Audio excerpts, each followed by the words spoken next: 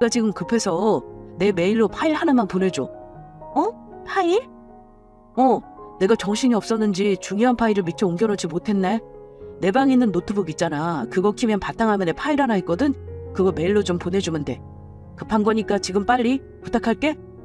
그래, 알았어.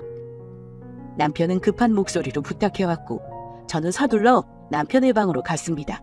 그리고 남편이 말한 대로 노트북을 찾아서 켰어요. 그런데 암호가 걸려있더군요. 평소 남편은 보안에 철저한 사람이라 암호 걸 수 있는 건 죄다 거는 사람이었습니다. 그래서 남편에게 암호 비밀번호를 물어봤고 저는 서둘러 파일을 메일로 보내줬어요. 그리고 노트북을 끄려는데 바탕화면에 있는 가계부 파일이 눈에 들어왔습니다. 참 이상하게도요. 평소 저보다 꼼꼼한 남편을 믿어왔기 때문에 가계부 확인을 잘 안 했는데 아이러니하게도 그 파일이 눈에 띄었습니다. 남편은 손으로 쓰기 귀찮다며 노트북으로 가계부를 작성했어요. 그동안 잘 관리하고 있나, 우리 돈은 잘 모였나 순간적으로 궁금해서 파일을 열고 살펴보려 했습니다. 그런데 암호가 걸려 있더라고요. 에이, 뭐야, 또 암호네. 그냥 다음에 남편한테 보여달라고 해야겠다 싶어서 파일을 끄려는데 문득 남편이 알려준 노트북 암호가 생각났어요. 혹시나 같은 암호이지 않을까 싶어서 반신반의한 마음으로 눌러봤는데 암호가 딱 풀리는 겁니다. 뭐야? 파일 하나하나 암호 걸어놓는 치밀한 사람이 같은 암호를 걸어놨네? 하면서 회식 웃었어요. 그리고 본격적으로 가계부를 살펴보는데 가계부에 명절 시댁용돈이 적혀 있었습니다. 그런데 제가 알던 것과는 다른 금액이 적혀 있었어요. 이게 뭐야? 50만 원? 아니, 돈 없어서 10만 원만 보낸다더니 50만 원은 뭐야? 이상한 낌새에 친정집에 드린 용돈을 살펴보는데 정확히 10만 원이라고 쓰여 있었습니다. 거기다 저한테는 회사 사정이 어려워서 떡값 안 나온다더니 버젓이 떡값 30만 원이라고 쓰여 있더군요. 내가 알던 것과 다른 상황에 어안이 벙벙했습니다. 그 순간 엄마 생신 때는 얼마를 드렸는지 궁금해지더군요. 그래서 가계부를 더 살펴봤는데 세상에나 엄청난 반전이 적혀 있었습니다. 생신용돈 5만 원? 시모 생신 때는 100만 원을 해놓고 우리 엄마 생신 때는 겨우 5만 원. 말도 안 돼. 이건 잘못된 걸 거야. 나한테는 분명 50만 원씩 드렸다고 했는데? 가계부에 제가 알지 못한 금액이 적혀 있으니 엄청난 혼란을 느꼈습니다. 더군다나 그뿐만이 아니었어요. 가계부에는 매달 30만 원씩 시모에게 용돈을 줬다고 적혀 있었습니다. 저한테는 그렇게 여유가 없다. 미래를 생각하면 더 악착같이 모아야 한다더니 이게 무슨 말도 안 되는 일인가 믿을 수 없겠더라고요. 그래서 확인차 친정엄마에게 전화를 걸었습니다. 엄마, 이번 생신 때 남편이 용돈 보내드린 거 잘 받았지? 그걸로 맛있는 것도 사 먹고 필요한 것도 샀어? 그럼 그걸로 네 아빠랑 맛있는 거 사 먹었어.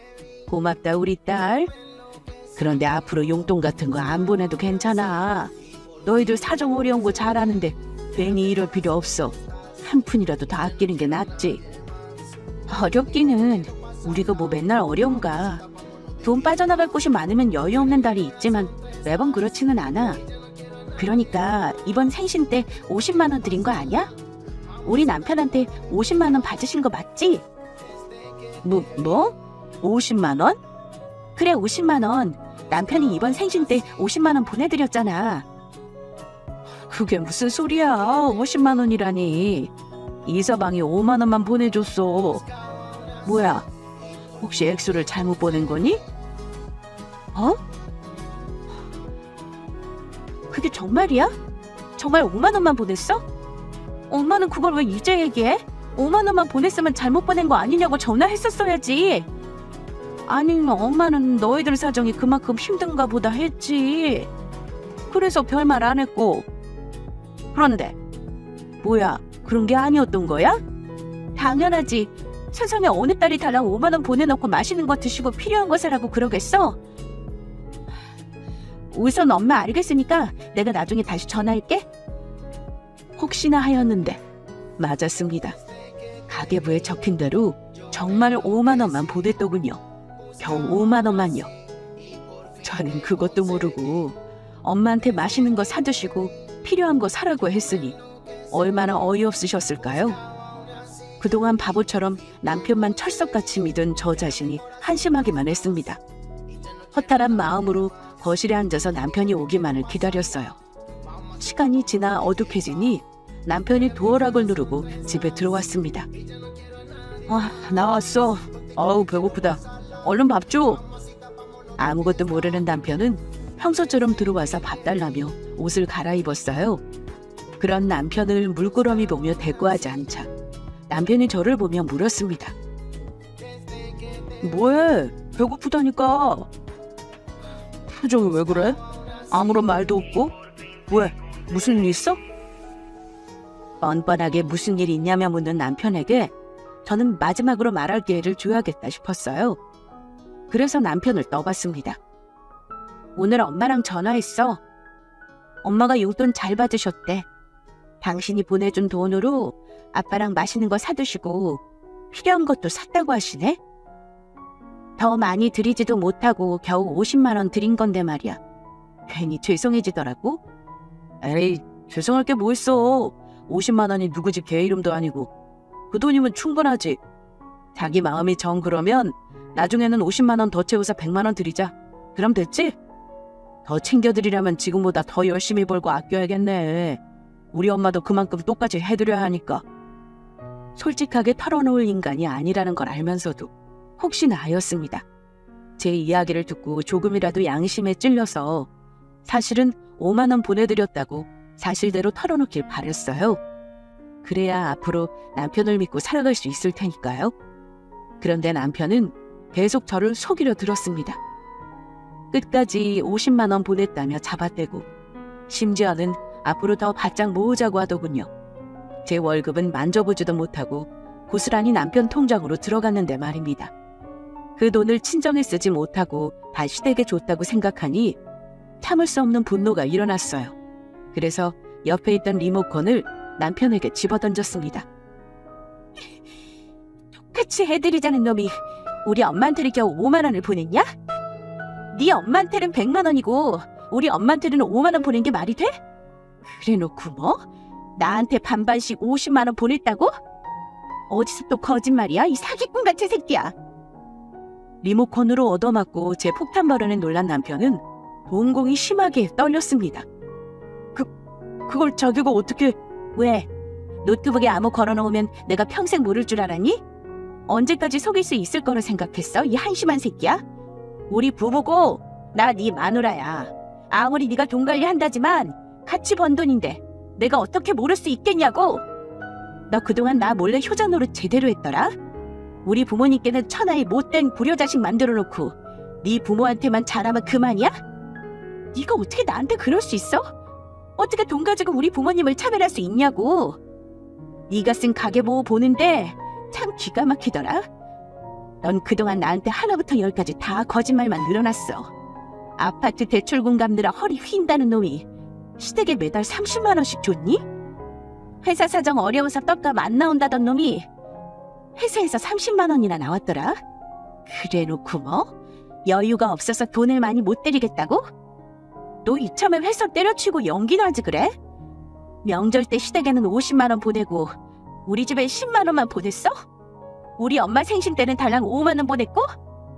난 그것도 모르고 그동안 너한테 속아서 바보같이 살았어, 이 나쁜 새끼야. 나 월급 타면 돈 한 번 만져보지 못하고 고스란히 네 통장으로 갔어. 넌 너 돈이랑 내 돈으로 시댁에 효자 노릇하면서 행복했니?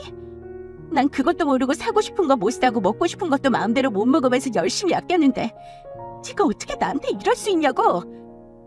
가만히 있지 말고 뭐라도 말이라도 좀 해봐. 뚫린 입으로 변명이라도 해보라고. 그래, 그동안 너 몰래 우리 집에 효자 노릇 한번 제대로 했다. 왜? 문제 있어? 솔직히 말해서 우리 결혼할 때 너희 집에 해준 게 뭐 있는데 아무것도 없잖아. 그럼 당신 집은? 뭘 그렇게 해줬다고? 적어도 우리 집은 집 마련할 때 조금 보태라고 2천만 원 해주셨어. 그런데 너희 집은 아무것도 안 했잖아. 그래서 겨우 그 2천만 원 때문에 우리 집이랑 너희 집 차별하면서 용돈 줬니? 애초에 우리 결혼할 때 양쪽 집안에 손 벌리지 말고 우리 힘으로 결혼하자고 했어. 그래서 난 부모님 도움 안 받은 거고. 그런데 넌 나 몰래 시댁 도움 받은 거잖아. 그 2천만 원 받아서 집에 보탠 거. 난 결혼식 올리고 나서야 알았고. 네 마음대로 돈 받고 나한테 말 안 해줬으면서 지금 누구 탓을 하는 거야? 아무리 우리 힘으로 결혼한다고 해도 진짜 아무것도 안 해줄 줄은 몰랐다. 적어도 얼마라도 조금 보태줄 줄 알았어. 우리 집 봐. 도움 안 받겠다고 해도 2천만 원 선뜻 내어주시는 거. 그런데 너희 집은 뭔데? 진짜 아무것도 안 해줬잖아. 결혼할 때 아무것도 안 해줬는데 어떻게 똑같이 용돈을 드려? 당연히 우리 집을 더 챙겨드리는 게 맞는 거 아니야? 너희 집이 나한테 뭐 해준 게 있다고 용돈을 봐라. 솔직히 그 돈도 안 주려다가 그래도 사위니까 챙겨준 거야. 5만 원도 감지덕지라고. 5만 원도 감지덕지? 너 지금 말 다 했어? 미안하다고 무릎 꿇고 싹싹비라도 봐줄까 말까인데 이렇게 뻔뻔하게 나와? 내가 뭘 잘못했다고 무릎까지 꿇고 싹싹 빌어? 솔직히 내가 이렇게 하기 전에 네가 먼저 나한테 말했어야지. 시댁에 용돈 더 챙겨드리자고 했었어야지. 그래야 공평한 거 아니야? 공평같이 소리하고 있네. 그래서 나 몰래 거짓말이나 늘어놓으면서 뒤로 시댁 챙겼냐? 아주 효자 나셨네. 눈물겨워 죽겠다 정말. 그렇게 감사해서 미치겠으면 2천만 원만 도로 드려. 그리고 우린 이혼해. 이혼해서 이 집 팔고 넌 2천만 원 가지고 꺼지면 되잖아. 그게 공평한 거 아니야? 결혼할 때 내가 네보다 돈 더 많이 보탰어. 넌 겨우 3천 들고 온 게 다잖아. 난 네보다 더 많이 모아서 5천 가지고 왔다고. 내가 너보다 2천 더 가지고 왔는데 대체 뭐가 그렇게 공평하지 않다는 거야? 나한테 무슨 자격지심이라도 있니? 더는 네 뱀 같은 혀에 놀아나고 싶은 생각 없으니까 네가 해온 돈이랑 네 집에서 보태준 돈 가지고 꺼져. 너랑 더 이상 같이 살 마음 없으니까. 뭐 이혼? 겨우 이거 가지고 이혼? 너 그렇게 결혼이 우습냐? 결혼이 우스운 게 아니라 너 같은 놈이랑 계속 살고 싶지 않은 거야. 날 속인 널 어떻게 믿고 평생 같이 사냐 이 미친놈아? 미친놈? 너 진짜 이렇게 나올래? 그래 좋아 이혼해. 당장 이혼하자고. 네가 이혼하자고 하면 내가 겁낼 줄 알아? 나도 너같이 친정만 생각하는 여자랑 같이 살 마음 없어. 네 소원대로 이혼해 줄 테니까 위자료 단단히 준비해 놓는 게 좋을 거야. 네 입으로 먼저 이혼하자고 했으니까 결혼 파탄의 책임은 전적으로 너한테 있는 거라고. 웃기지 마. 내가 누구 때문에 이혼하자는 건데. 위자료 받을 생각 조금 더 하지 마. 오히려 네가 나한테 위자료 챙겨줘야 한다고. 이날 남편과 저는 서로 입씨름하며 엄청나게 싸웠습니다. 둘이서 조금의 양보 없이 팽팽한 기싸움을 펼쳤어요. 그리고 남편에게 오만정이 다 떨어졌습니다. 저한테 미안하다고 울며불며 용서를 빌어도 모자란데 뻔뻔하게 나오니까 미치고 팔짝 뛰겠더라고요.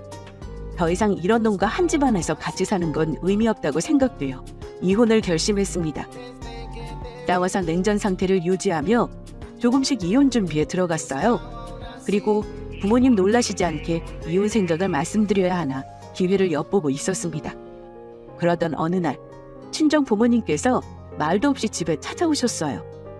엄마 아빠 갑자기 말도 없이 무슨 일이세요? 여기까지. 모처럼 서울에 일이 있어서 네 아빠랑 급히 올라왔어. 아니 어떡해? 버스 타고 올라오셨어? 그럼 미리 말씀하시지. 터미널에 마중이라도 나갈 텐데. 아유 뭐하러 그래. 괜히 바쁜 너희도 귀찮게만 하지. 서울에 볼 일 있어서 해결할 겸 겸사겸사 너희 얼굴 보러 들렀어. 참 이서방도 안에 있나? 이서방 우리 왔네. 아 엄마 지금 그이 집에 없어. 에? 주말인데? 어디 갔어? 모처럼 얼굴 보러 왔구만. 일이 많아서 출근했어. 그러지 말고 오랜만에 오셨는데 우리 나가서 맛있는 거 먹자. 내가 사드릴게. 아니야 뭐하러 나가. 집 놔두고. 이서방한테 전화해서 퇴근하고 빨리 오라고 전해. 같이 저녁 식사하면서 얼굴이나 보게. 아니야 그이 요즘 일이 바빠서 늦게 끝나. 그러지 말고 나가자. 내가 맛있는 거 사드릴게. 어? 남편 놈이랑 대판 싸워서 이혼하는 마당에 둘러앉아 저녁 먹을 일 있나요? 혹시라도 부모님과 남편이 마주치면 괜히 안 좋은 일만 생길 것 같아서 부모님과 나가자며 실랑이가 벌어졌어요. 부모님은 계속 남편 얼굴도 보고 싶고 우리에게 할 말 있다며 괜찮다고 하셨습니다. 그런데 그때 호랑이도 제 말하면 온다더니 이 남편놈이 타이밍 좋게 집 문을 열고 들어오더군요. 아이고, 마침 이서방 왔네. 자네 왔는가? 예, 장모님. 그런데 장모님하고 장인어른께서 우리 집에는 어쩐 일로? 남편은 갑자기 등장할 시부모님을 보면 난처한 표정을 지었고 제게 이게 무슨 상황이냐며 답을 요구하는 표정으로 쳐다봤습니다. 저는 그런 남편을 무시하고 부모님께 나가서 식사하자고 둘러댔어요. 엄마, 아빠, 우리 집 앞에 괜찮은 음식점이 있거든. 거기서 같이 식사해요. 내가 맛있는 거 사드릴게. 이는 요즘 일도 많고 좀 피곤해서 쉬라고 하고 우리끼리 다녀오자. 괜히 여기서 먹으면 시끄러워서 이 사람 저 쉬지도 못하니까 피곤해서 몸이 좀 안 좋은지 요 며칠 힘들어하네. 아이고, 뭐야. 밖에서 일하는 사람이 아프면 쓰나. 가만히 있어봐. 자네 약은 좀 챙겨 먹었나? 감기라도 걸린 거 아니야? 이럴 줄 알았으면 내가 몸에 좋은 거라도 좀 챙겨왔을 텐데. 가만히 있어봐. 그러지 말고 내가 뭐라도 좀 해줄 테니까 입맛 없어도 같이 먹게나. 아플 때일수록 잘 먹어야지. 엄마는 막무가내로 주방에 들어가셔서 냉장고를 살펴보셨습니다. 그리고는 이것저것 꺼내시더니 요리하기 시작하셨어요. 엄마, 오랜만에 오셔서 무슨 음식을 한다 그래. 먼 길 올라오셔서 피곤하실 텐데. 그러지 말고 그냥 나가서 먹자니까. 이 사람은 내가 알아서 챙겨 먹일게. 아니야, 이서방이 장모가 한 음식을 얼마나 잘 먹었는데. 안 그런가 자네? 오랜만에 왔는데 내 손으로 맛있는 것 좀 해주고 싶어서 그래. 마침 냉장고에 고기도 있고 먹을 게 많으니까 이걸로 저녁 차리지 뭐. 제가 어떻게 말릴 새도 없이 아빠는 짐을 풀고 거실에 앉으셨고 엄마는 신나게 음식을 준비하셨어요. 저는 어쩔 수 없이 엄마가 하는 음식을 도왔고요. 남편은 불편한 기색으로 방에 들어갔습니다. 나중에는 저도 조용히 안방에 들어가서 남편에게 오늘만 좀 참아달라고 했어요. 그랬더니 남편이 버럭 짜증을 내는 겁니다. 그러니까 이혼하는 거 빨리 말씀드렸으면 이런 일 없잖아. 어차피 갈라설 건데 이게 뭐야? 아무 일 없는데 연기하는 게 더 웃긴 거 아니냐고.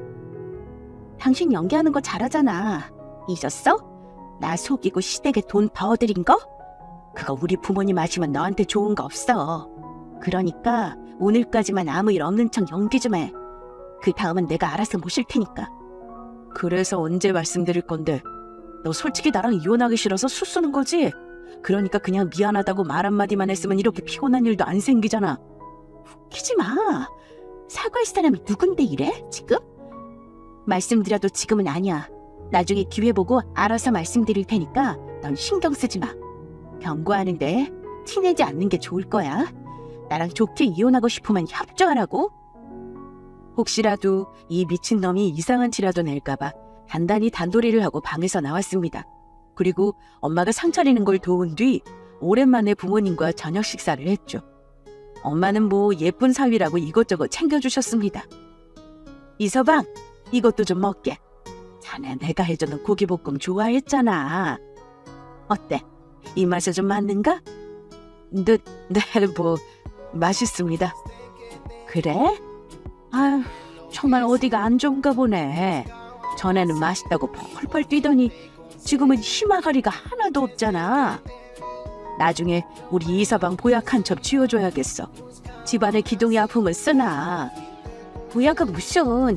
그건 내가 알아서 할 테니까 엄마랑 아빠나 쥐어 드셔. 우리보다 더 건강 챙기셔야지. 참, 그런데 아까 무슨 할 말 있다고 하지 않았어? 갑자기 서울에는 왜 올라오신 거야? 무슨 볼일 있으셨길래? 참, 너희한테 그거 말하려고 하는데 이서방 걱정하느라 깜빡했네. 이서방하고 우리 딸 놀라지 말고 잘 들어. 네 아빠 졸지에 벼락부자 됐다? 벼락부자? 갑자기 그게 무슨 말이야? 네 아빠가 예전에 아끼던 친한 친구한테 보죽을 사줬는데 친구가 도망가는 바람에 엄마랑 아빠가 고생 꽤 했어. 그런데 나중에 그 친구가 네 아빠를 찾아왔더구나. 지난날 미안하다며 머리 숙여 사과하는데 어찌나 마음이 이상하던지. 그때 네 아빠 친구가 줄 돈은 없지만 돌아가신 아버지가 남긴 땅이 하나 있다며 그걸 대신 줬어. 네 아빠 이름으로. 당시 서울 변두리에는 외진 쪽이라 큰 값이 되지 않아서 그냥 잊고 살았는데 얼마 전에 연락이 한 통 왔단 말이야. 재개발로 땅값이 어마어마하게 올랐다고. 무려 50배나 말이야. 그래서 오늘 네 아빠랑 그 땅 큰 돈 받고 팔았다? 그 땅이 이렇게 큰 복으로 돌아올 줄 누가 알았겠니? 네 아빠 이제 돈 많은 부자야. 뭐? 그게 정말이야? 그래. 그래서 앞으로 우리 이서방하고 딸한테 돈 팍팍 주면서 살아갈 수 있게 됐지 뭐니? 결혼할 때 해준 것도 없는데 이렇게라도 물려줄 수 있으니 참 다행이야.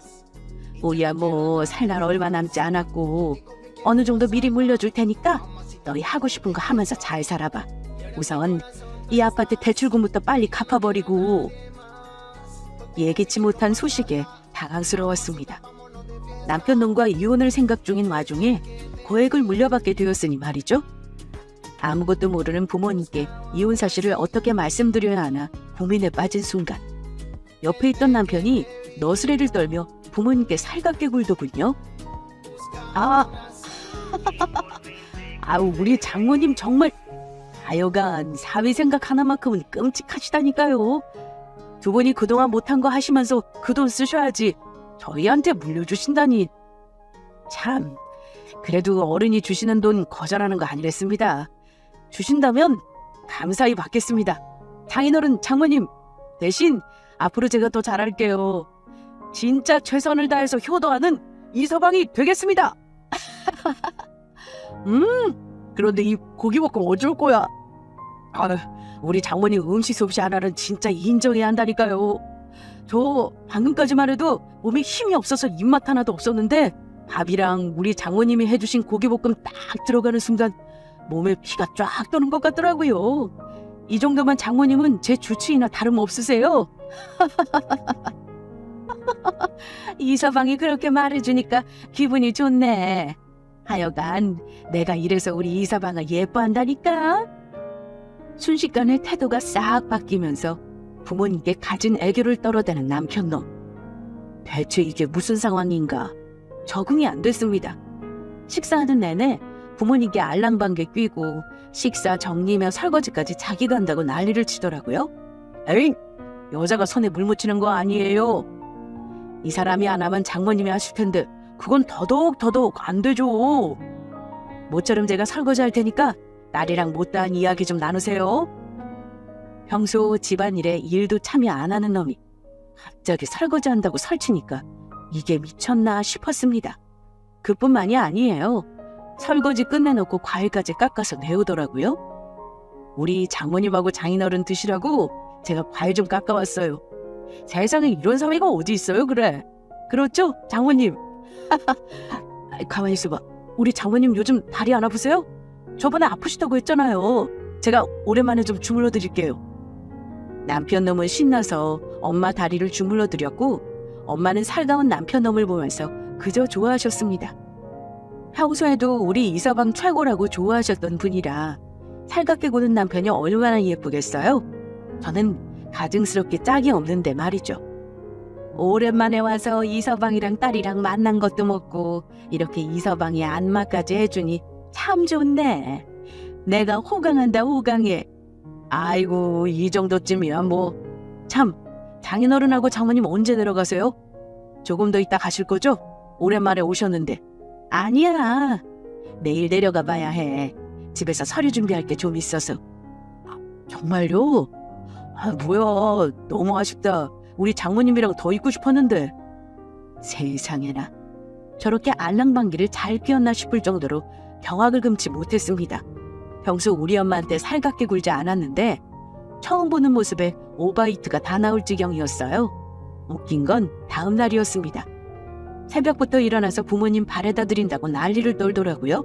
그래서 저는 조용히 남편에게 따졌습니다. 갑자기 왜 이래? 네가 언제 우리 부모님을 이렇게 끔찍이 생각했다고? 유난이야? 우리 부모님 내가 알아서 데려다 드릴 테니까 넌 그냥 자빠져 잠이나 자. 아니 장인어른하고 장모님 가신다는데 사위가 돼서 어떻게 가만히 있어? 당연히 모셔다 드려야지. 뭐? 곧 이혼할 마당에 무슨 장인어른 장모님 타령이야? 대체 너 무슨 속셈이야? 이혼? 나 당신이랑 이혼 안 할 건데? 뭐? 아 이럴 시간 없어. 두 분 버스 시간 맞춰서 데려다 드려야지. 이러다 늦겠다. 제 시선은 아랑곳하지 않고 살뜰히 우리 부모님을 챙기는 남편너. 누가 보면 우리 부모님 아들인 줄 알겠습니다. 어찌나 잘 챙기는지 혀를 내두를 정도였어요.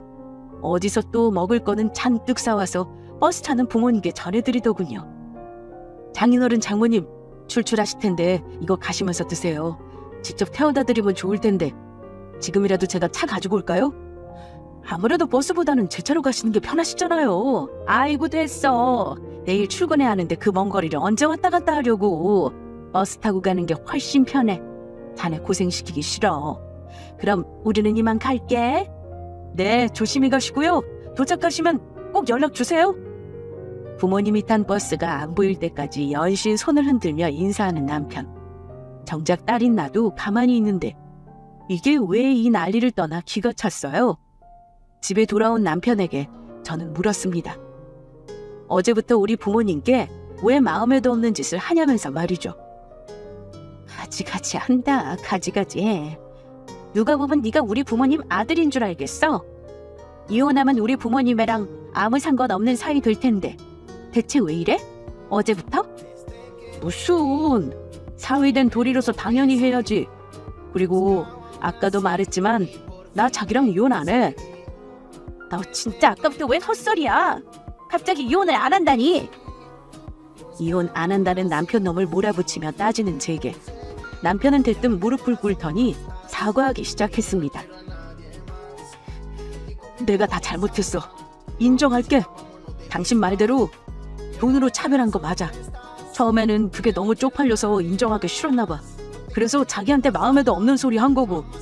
그런데 아무리 생각해도 이건 내가 잘못한 게 맞고 사랑하는 자기와 헤어지는 게 싫어. 아무리 자존심이 강해도 자기를 사랑하는 마음보다 먼저겠어? 내가 이렇게 사과할게. 나 한 번만 용서해줘. 앞으로는 자기하고 장인 장모님께 잘할게. 그러니까 우리 이혼은 없던 일로 하자. 빨리 이혼하자고 난리칠 때는 언제고. 갑자기 꼬리 내리는 모습에 당황했습니다. 그런데 제가 아는 남편 놈은 결코 반성할 놈이 아니에요. 갑자기 태세 전환하는 모습이 꼭 뭔가 꽁꽁이를 숨기고 있는 듯 했습니다. 그리고 그게 부모님이 물려주실 돈이라는 것으로 가닥이 잡혔어요. 너 우리 부모님 돈 때문에 이러는 거지? 우리 아빠한테 갑자기 큰 돈 들어와서 그거 우리 물려준다니까 이러는 거지? 맞지? 아니야. 내가 고작 돈 때문에 이러겠어? 나 자기 사랑해서 헤어지기 싫다니까. 왜 사람 말을 못 믿고 그래? 웃기지 마. 내가 널 몰라? 넌 고작 돈 때문에 이러는 놈이 맞아.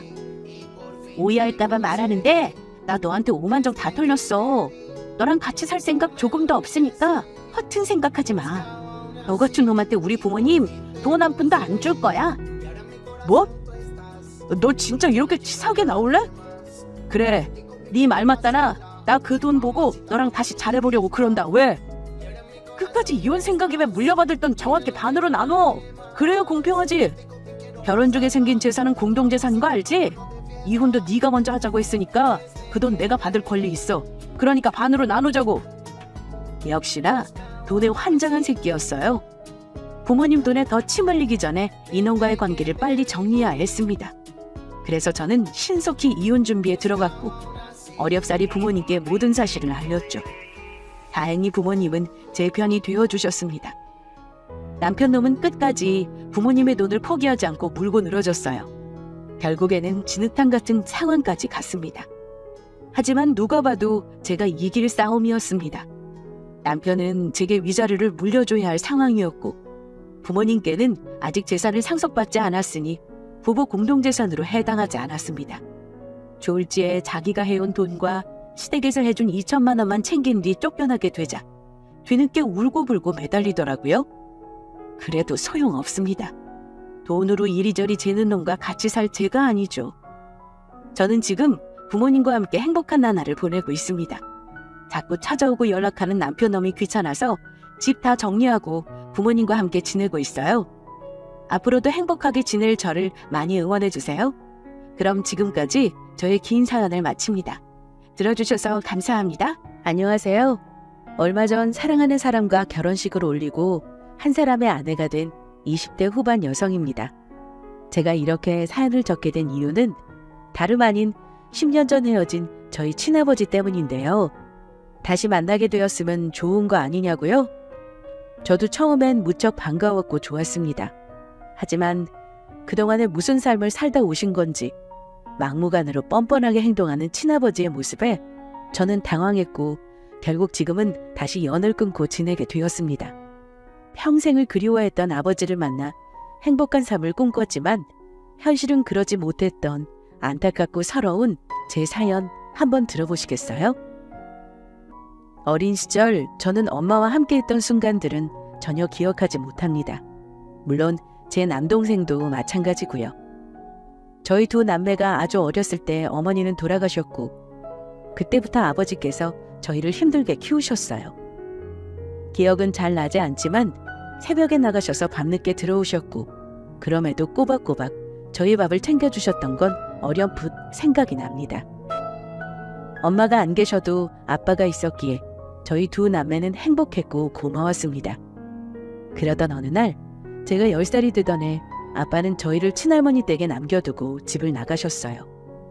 처음엔 일을 하시느라 안 오시나 바쁜 사정이 있는 걸까 하며 매일 밤마다 아빠를 기다렸습니다. 우는 동생을 보며 아빠는 반드시 곧 돌아오실 거라면서 울지 말라고 달래주었지만 저 역시 잠자리에 드는 순간이면 눈물이 흘러나왔고 태어나서 처음으로 기도라는 것을 해보았어요. 효과는 전혀 없었지만 왠지 모르게 소원을 빌면 이루어질 것 같다는 생각에 하루도 빠짐없이 아빠가 무사히 돌아오기를, 다치지 않기를 바랬죠. 그러면서 저희의 시간은 훌쩍 지나가 버렸고 둘 다 대학에 진학했어요. 물론 그때까지 아빠는 돌아오지 않았지만 할머니 손에 자라면서 저와 남동생은 나쁜 길로 빠지지 않고 더 열심히 공부했어요. 대학에 가서도 저희는 학비를 대줄 어른이 없었기에 장학금을 받으며 다녀야 했고 부모가 없는 자녀들은 대학 내에서도 학비를 어느 정도 부담을 해주었기 때문에 무사히 졸업까지 마칠 수가 있었습니다. 저는 졸업 후 간호사로 취업을 하게 되었고 남동생도 중소기업에 취직하여 스스로 생계를 책임지며 살 수 있게 되었습니다. 한참 바쁘게 살아가다 보니 아빠에 대한 기억은 어느새 흐려졌고 그리움 또한 익숙해져서 아무렇지 않을 정도가 되었습니다. 그렇게 그저 그런 일상을 살면서 가면 되지 라는 생각에 열심히 일을 하고 지내고 있었어요. 그러다가 지금의 현재 남편을 만나게 되었습니다. 저는 개인 병원에 간호사로 일하고 있었는데 남편은 손님으로 병원에 몇 번 방문을 하다가 저와는 자연스럽게 친밀해졌습니다. 그래서 서로 전화번호도 주고받고 그 주말마다 서로 만나면서 서로에 대해 알아가다가 우리는 연인이 되었어요. 친절하고 자기 일에 열정적이면서 주위의 사람들도 챙길 줄 아는 그릇이 넓은 사람이었습니다. 저보다 3살 연상이지만 저한테만큼은 귀여운 애교도 보여주고 큰 강아지처럼 동글동글한 반전적인 모습도 보여주었어요. 그러다 보니 이 사람과 평생을 함께하고 싶고 당장이라도 이 멋있는 남자를 꽉 잡고 싶었습니다. 하지만 제 마음에 걸리는 문제가 하나 있었어요. 소미야, 나랑 결혼해 줄래? 오빠가 지금보다 훨씬 잘해줄게. 물론 지금 한창 꽃다운 나이고 20대라서 결혼이 좀 부담스러울 수 있지만 오빠 한 번만 믿어주면 안 될까? 당연하지 오빠. 나도 오빠랑 결혼하고 싶어. 하지만 왜? 뭔가 마음에 걸리는 문제가 있는 거야? 나한테 말해주면 내가 해결해 볼게. 그게 아니라 결혼을 하려면 오빠 부모님께 허락을 받아야 하는데 조금 무서워서. 오빠도 알다시피 나는 부모님이 안 계시잖아. 아빠는 죽었는지 살았는지 소식도 모르고. 그런 나를 과연 며느리로 받아주실까? 우리 부모님이 그런 문제로 다짜고짜 반대하실 분들은 아니시지만 혹시나 반대하시면 난 끝까지 설득해서 너랑 결혼할 거야. 그러니까 걱정하지 말고 너도 조그만 용기를 내주면 안 될까? 부탁이야, 소미야. 알겠어, 오빠. 그럼 우선 부모님께 따로 연락해서 내 이야기를 먼저 좀 들려드려. 그리고 보기 싫다 하시면 안 되는 거고, 얼굴 한번 보자고 하시면 기회가 있는 거니까 나도 준비해 볼게. 벌써부터 그런 말 하지 마, 소미야. 물론 네 입장은 이해하지만 부모님이 허락을 하시든 안 하시든 우리 사이는 변함없어. 혹시라도 우리 부모님 때문에 헤어질 생각은 절대 하지 마. 오빠 부모님 반대하셔도 나랑 지금처럼 잘 지낼 수 있을까? 난 자신이 없을 것 같은데? 됐어. 걱정하지 마. 일단 내가 내일 부모님과 통화해 볼게. 그리고 나서 인사를 드리러 가자. 그렇게 오빠는 부모님과 먼저 연락을 취한 듯 했고, 이틀 뒤 오빠한테서 연락이 왔어요. 부모님을 직접 뵈러 가자면서요. 저는 걱정이 되었지만 오빠를 믿고 용기를 내보기로 했습니다. 최대한 밝은 얼굴에 입가에는 미소를 잃지 않고 당당하게 들어갔어요. 심장이 쿵쾅거리고 등에는 긴장으로 흘러내린 식은땀이 가득했습니다. 우리 민호 여자친구라고 했죠? 반가워요. 오느라 고생이 많았어요. 네, 안녕하세요. 처음 뵙겠습니다. 박소미라고 합니다. 이름처럼 얼굴도 예쁘고 목소리도 참하니 우리 아들이 정말 좋아할 만하네요. 만날 우리 소미 씨 이야기만 하면 얼굴에 웃음이 가득 차서 보기가 좋았거든요. 아닙니다. 저야말로 오빠 덕분에 너무너무 행복해요. 항상 친절하고 잘해주고. 보아하니 소미 씨도 우리 아들을 많이 좋아하는 것 같은데 아직 결혼에 확신은 없는 건가요? 예?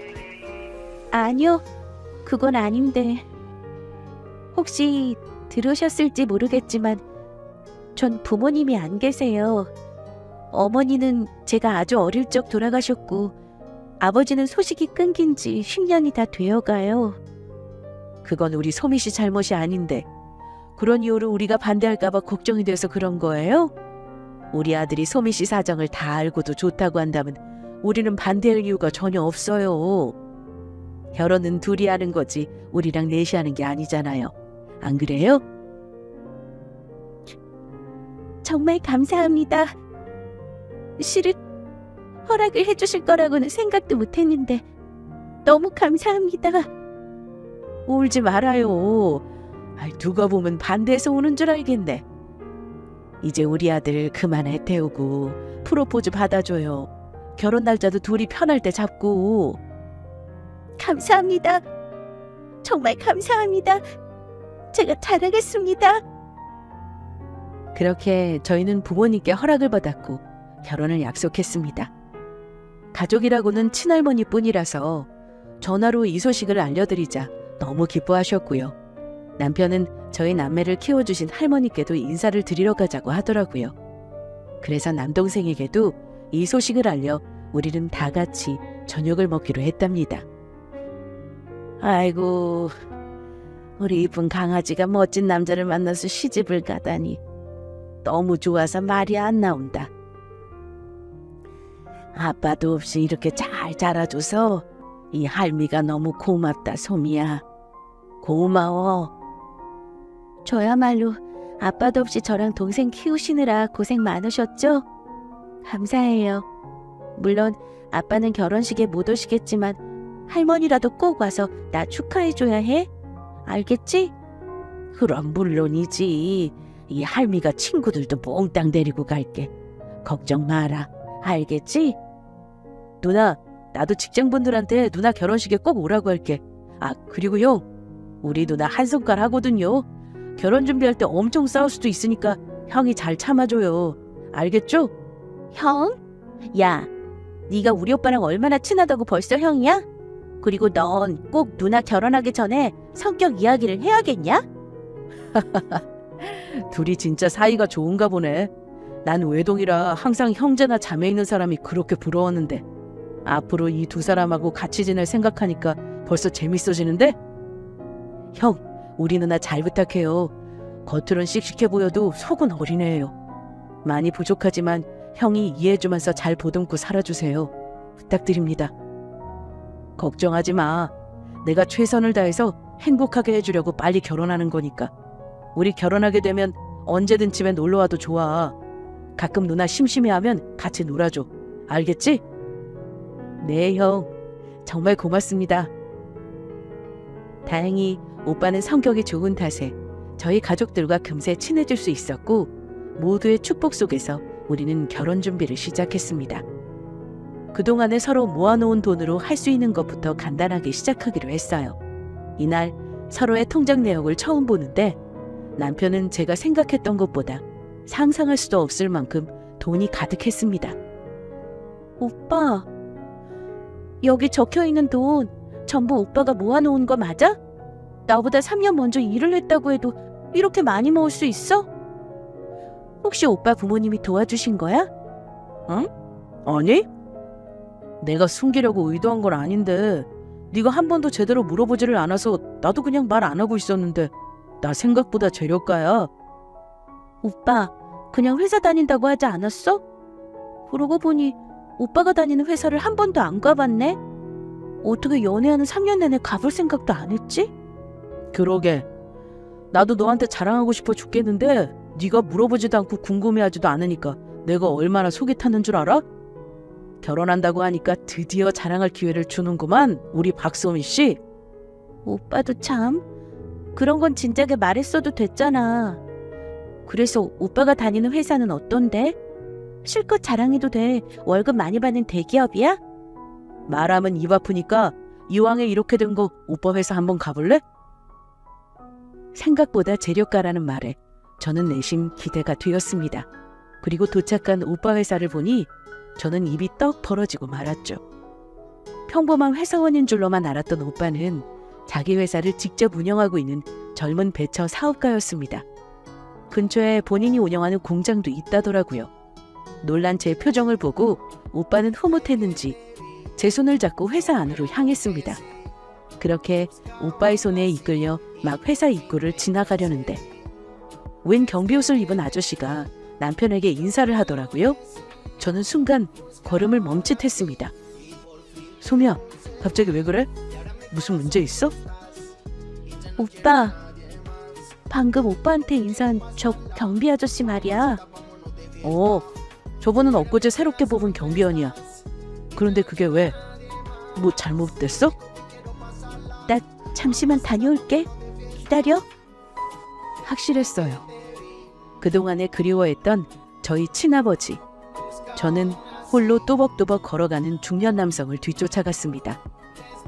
손을 잡고 저와 얼굴을 마주하자 당황스러운 기색을 보이더니 갑자기 도망을 치더라고요. 저는 놓치지 않고 계속 아빠를 부르며 따라갔습니다. 그러자 처음엔 계속 모른 척하며 사람을 잘못 봤다고 말했던 남성이 뛰던 걸음을 멈추고 저를 향해 몸을 돌렸어요. 아빠 맞죠? 10년 전에 나랑 동생 놔두고 집에서 나갔잖아요. 아빠 맞죠? 그게... 이 넓은 서울에서 이런 식으로 만날 거라고는 생각도 못했는데 입이 10개라도 할 말이 없다. 정말 미안하다, 소미야. 그동안 어디서 뭐 하면서 지내신 거예요? 왜 그렇게 우리 둘을 내버려두고 가셨어요? 밤마다 아빠 돌아오게 해달라고, 다치지 않게 해달라고 내가 얼마나 기도했는지 알아요? 미안. 아빠가 정말 미안하다. 그 당시에 나도 너무 힘들고 어떻게 헤쳐나가야 할지 막막했단다. 그래서 해서는 안 될 짓을 저질렀어. 미안하다. 미안해. 지금이라도 이렇게 나타나줘서 고마워요, 아빠. 다치지 않고 건강하게 살아있어줘서 고마워요. 이젠 아무 데도 가지 말고 가족이랑 같이 행복하게 살아요, 아빠. 고맙다. 정말 고마워, 소미야. 그렇게 10년 만에 친아버지와 만나게 되었고 이 기쁜 소식을 남동생과 친할머니 그리고 예비 남편에게도 말해주었습니다. 남동생은 아직까지 아빠에 대한 원망과 어색함이 뒤섞여 당분간 마음이 정리될 때까지는 얼굴을 보고 싶지 않다고 했습니다. 예비 남편은 깍듯하게 인사를 다시 올렸고 저는 아빠에게 이 사람과 결혼을 약속해서 현재 결혼 준비를 하고 있다고 말씀드렸죠. 아빠는 너무 좋아하셨고 축하한다며 우리 둘의 손을 잡고 또 한 번 눈물을 흘리셨어요. 이제 결혼식장에서 제 손을 잡고 들어가줄 친아빠도 만났겠다. 모든 것이 잘 해결되어 앞으로 행복한 일만 가득할 것이라고 생각했어요. 하지만 그건 제 착각이었습니다. 오히려 친아빠를 만나게 된 후 불행이 시작되었죠. 남편의 회사 1층에서 경비 일을 하고 있던 아버지는 처음엔 성실하게 잘 하는 듯 하다가 시간이 지나니까 점점 이상해지기 시작했습니다. 수시로 남편 사무실로 찾아가는 것은 물론이고 허구한 날 전화로 남편에게 내려와서 같이 수다나 떨자며 곤란하게 만들었습니다. 어이, 우리 예비사위, 안 바쁘면 잠깐 내려와서 같이 차 한잔 마실까? 경비실에만 있으려니 영 심심해서 말이야. 장인어른, 죄송하지만 저 좀 이따 회의가 있어서 준비해야 하거든요. 왔다 갔다 할 시간이 없을 것 같습니다. 그렇게 어려우면 내가 직접 사무실로 올라가지 뭐. 몇 층이야? 장인어른, 지금 근무 시간 아니십니까? 바쁘실 텐데 여기까지 오시려고요? 에이, 나 말고 경비 2명 더 있잖아. 게다가 난 이 회사 사장 장인인데 누가 뭐라고 해? 장인어른, 혹시 다른 분들에게 저와 장인어른의 관계를 다 말하고 다니셨어요? 당연하지. 그렇게 말하고 다니니까 다들 나한테 함부로 대하지 않더라고. 그래서 이 사람들에게 내가 누군지, 어떤 회사에 있는 사람인지 각인시켜주려고 만나는 사람마다 말하고 있어. 아버님, 그렇게 일일이 소문을 내시면 제 입장이 곤란해집니다. 아직 결혼 전이고 사람들이 이상한 소문이라도 내면 어쩌려고 그러세요? 자네 이미 우리 딸이랑 결혼하기로 했다고 나한테 막대하는 건가? 내가 10년 전에 집을 나갔어도 아빠는 아빠야. 우리 솜이 나 다시 만나면서 얼마나 좋아했는지 알지? 그런데 자네가 나를 이렇게 대하는 걸 알게 되면 솜이가 얼마나 실망할까? 이런 식으로 남편을 반협박적으로 대했어요. 사무실을 드나들면서 차나 과자를 몽땅 먹고 가는가 하면 경비 일은 제대로 하지도 않고 농땡이를 피우면서 월급을 올려달라고 막무가내로 졸라대기도 했습니다. 할 수 없이 남편은 저한테 말도 못하고 아버지의 요구사항을 전부 들어주었죠. 그러다 보니 아버지의 막행은 점점 더 심해졌고 심지어는 회사 안에서 갑질을 행사하기도 했습니다.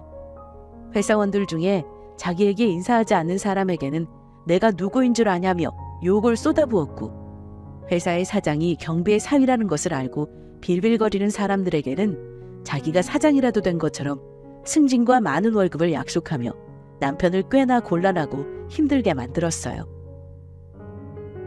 장인어른, 죄송하지만 이제 이것저것 말을 지어내면서 저를 곤란하게 하지 않으셨으면 좋겠습니다.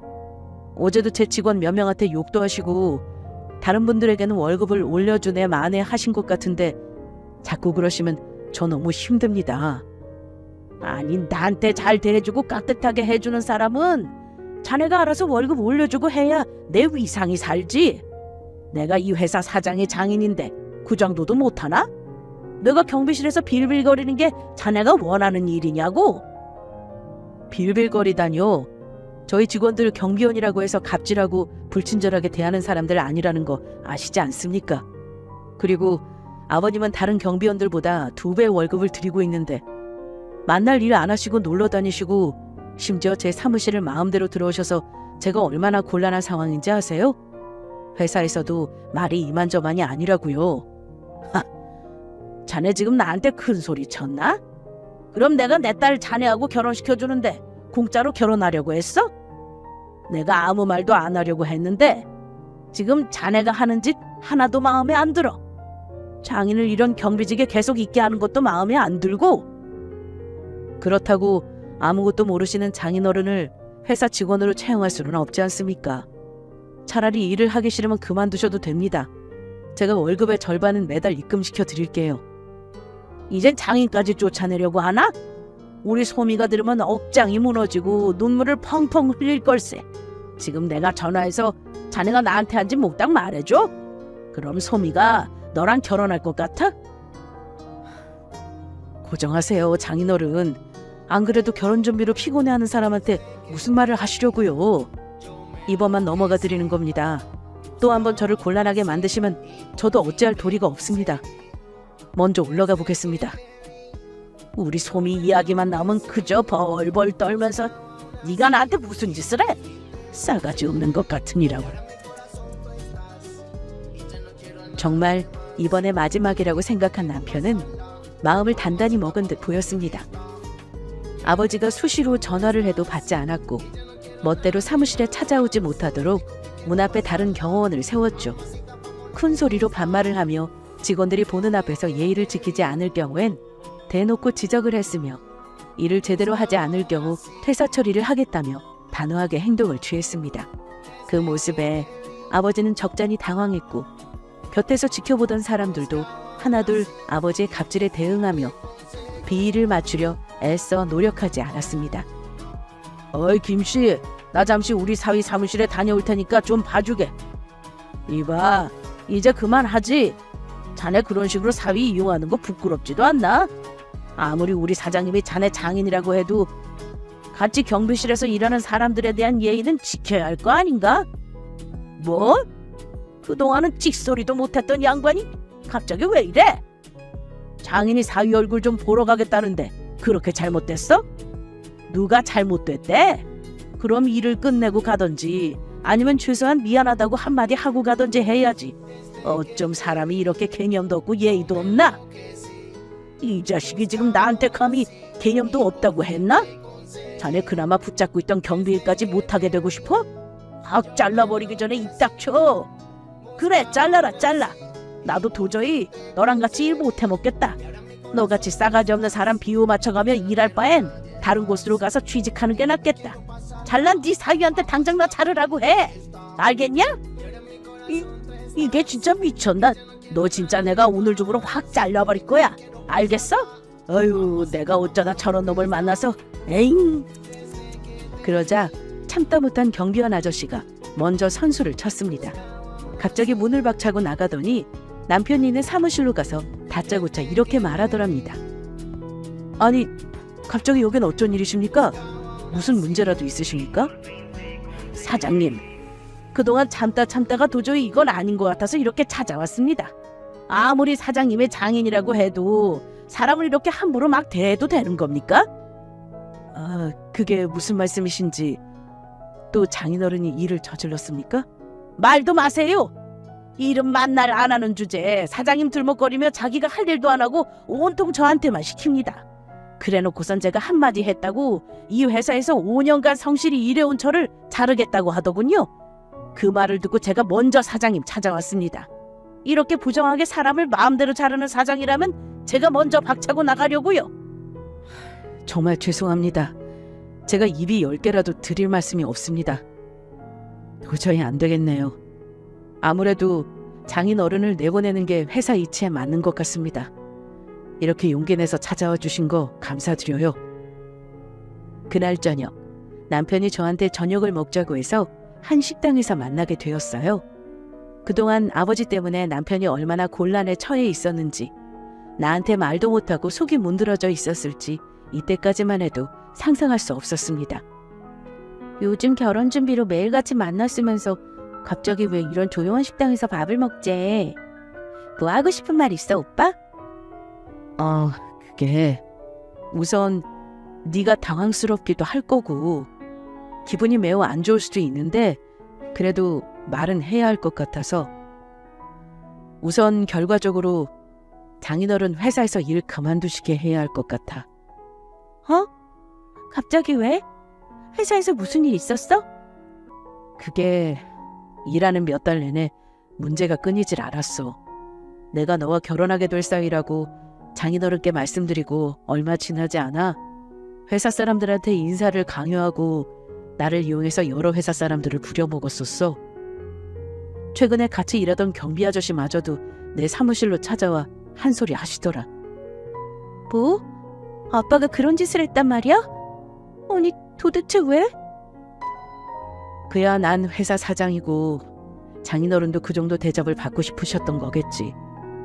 경비일 하실 때도 수시로 사무실로 찾아와서 나를 곤란하게 하셨고 근무 시간에도 자리를 이탈해서 다른 분들에게 피해를 많이 끼치기도 하셨어. 게다가 월급을 올려달라면서 막무가내로 소리치시길래 2배로 올려드렸더니 점점 더 원하는 게 많아지시더라고. 웬만하면 우리 결혼식 전까지 참아보려고 했는데 나만 힘든 게 아니고 회사 사람들이 전부 힘들어해서 어쩔 수 없이 내리게 된 결정이야. 10년 만에 나타나서 한다는 것이 미안해. 정말 미안해 오빠. 왜 그동안 말하지 않았어? 진작 말했으면 내가 아빠 찾아가서 말을 하든 말든 했을 거 아니야.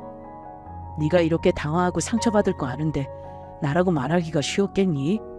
아무튼 내일 중으로 장인어른은 퇴사 처리될 거야. 미안해 오빠. 난 아빠가 이제라도 우리한테 미안한 마음으로 잘해주실 줄로만 알았어. 이렇게까지 막무가내로 나올 줄은 상상도 못했어. 울지 마, 소미야. 어떻게든 잘 해결될 거야. 너무 걱정하지 말고 넌 얼마 안 남은 우리 결혼식 준비나 잘해. 괜히 너까지 나서서 일 크게 만들지 말고. 알겠지? 알겠어 오빠. 일단 중요한 건 우리 결혼식이니까 나는 그것만 신경 쓸게. 말은 그렇게 했지만 저는 도저히 가만히 있을 수 없었어요. 집으로 도착해 당장 아버지한테 전화를 했고 남편과 나눴던 대화가 사실이냐고 물었더니 뻔뻔한 아버지는 자신 있게 인정을 했죠. 마치 당연히 그래도 된다고 생각하는 사람처럼요. 저는 너무 실망스럽고 화가 나서 내일 있을 퇴사 소식을 미리 말해버렸습니다. 순간 아버지는 울그락불그락하며 화를 내더니 너희 마음대로 될 것 같냐며 두고 보라고 하시더군요. 힘없고 아무것도 가진 것 없는 아버지가 큰 회사를 어떻게 대응을 할까 하는 생각에 아버지의 그저 부질없는 마지막 발악이라고만 생각했어요. 하지만 다음 날 아버지는 회사 입구 로비에서 술을 마시며 행패를 부리고 있었고 남편의 멱살을 잡으며 폭언을 쏟아내고 있었습니다. 회사 내에 있던 경호원이 아무리 말려봐도 아버지의 추태는 멈추질 않았고 이 모든 상황이 너무 힘들어진 저는 결국 남동생에게 전화를 걸었죠. 동생은 10분 만에 회사로 왔고 화가 머리끝까지 났던 탓에 아버지의 멱살을 잡고 내동댕이 쳤습니다. 우리 버리고 10년 만에 나타나서 이게 뭐하는 짓이야? 누나 앞길 망치려고 작정했어? 너 이 새끼가 어디서 아빠를 치고 있어? 네가 뭘 안다고 그래? 당장 나가. 난 당신 같은 아빠 필요 없어. 그러니까 당장 어디로든 사라져버려. 키와 덩치가 있던 남동생의 힘에 이끌려 결국 아버지는 회사 밖으로 쫓겨나게 되었고 나머지는 남편이 전부 돌아다니며 상황을 정리한 끝에 마무리가 되었습니다. 저와 남동생은 끝까지 잘못을 인정하지 않고 욕을 해대는 아버지를 시골에 있는 집으로 돌려보내려 했습니다. 이제 회사에서 일 못하게 되었으니까 그냥 조용히 친할머니가 계신 집으로 내려가세요. 남편한테 이런 일 겪게 한 것도 너무 창피하고 미안해요. 너무 부끄럽다고요. 내가 네 애비인데 이 정도도 못해? 그냥 공짜로 너를 그 자식한테 줄 것 같았어? 나한테 돈이라도 주던지 아니면 회사에 높은 직급이라도 줘야 계산이 맞잖아. 안 그러냐고. 내가 실수했어. 아빠를 처음 본 그날 난 그냥 모른 척 해야 했어. 이런 아버지가 뭐가 그렇게 반갑다고 끝까지 쫓아가서 이 사단을 만들었는지 너무너무 후회돼.